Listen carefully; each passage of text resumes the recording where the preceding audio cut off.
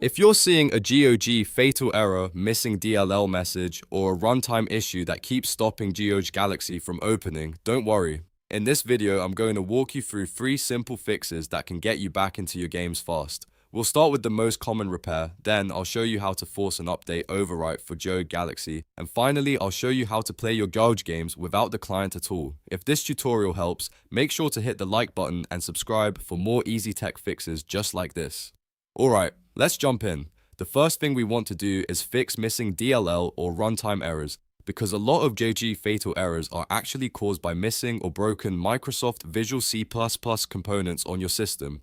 To do this, open your browser and go directly to Microsoft Learn and download the latest Visual C++ Redistributable package from Microsoft. Make sure you choose the correct version for your PC, and if you're not sure, installing the latest supported package is usually the safest option. Once the download is finished, run the installer and complete the setup. After the install is done, restart your computer. This step is important because Windows may not fully register the runtime files until after a reboot. Once your PC starts back up, try launching GOG Galaxy again and see if the error is gone. If the problem was caused by a missing runtime file, this alone may fix it. If you're still getting the fatal error, the next step is to force an update overwrite. This is a great way to repair corrupted GOG Galaxy files without uninstalling your games or deleting your data. First, close GOG Galaxy completely. Don't just minimize it, you want to exit the app fully, then open Task Manager and go to the Details tab. Look for any GOG Galaxy related processes and terminate them so nothing is still running in the background.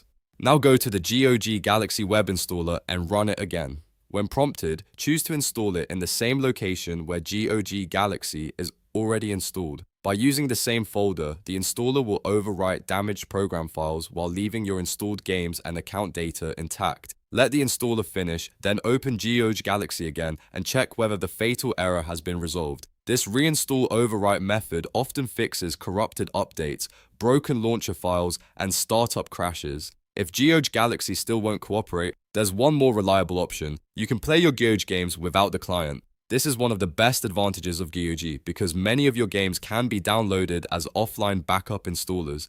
To do this, sign into your GOG account in your browser, go to your games library page and select the game you want to install. From there, download the offline backup game installers. Once the installer files are downloaded, run the standalone installer locally on your computer. This lets you install and play the game without relying on GOG Galaxy at all. It's a useful workaround if the client is broken, won't launch, or keeps throwing a fatal error. In many cases, this gives you a clean way to keep playing while you troubleshoot the launcher separately. So to quickly recap, if you're facing a GOG fatal error, first install the latest Visual C++ Redistributable and restart your PC. Second, force an overwrite repair by reinstalling GOG Galaxy in the same location after closing all background processes. And third, if needed, download and use the offline backup installers so you can play without the client.